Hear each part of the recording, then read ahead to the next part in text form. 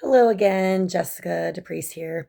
I just wanted to do a recap on what we talked about with the exercise participation in elderly cardiac patients.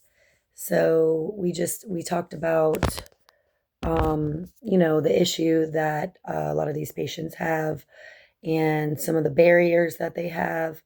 Some of them can't move around as well as they used to be able to before developing these different disease processes for related to cardiac issues, and there's a lot of comorbidities associated with that.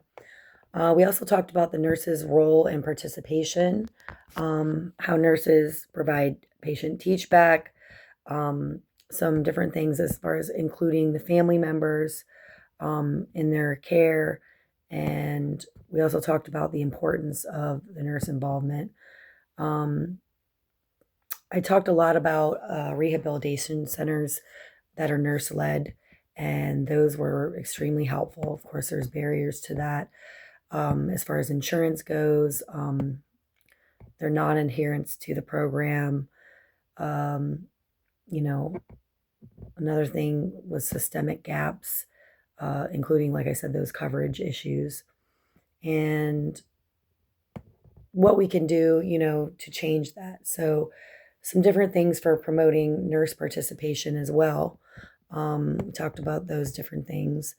Like I said before, the teach back method or providing, using family to help, um, you know, make sure that you involve family in their care.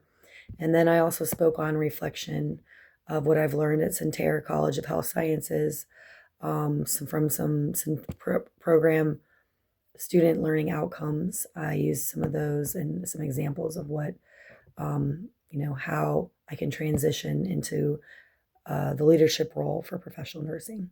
Thank you very much.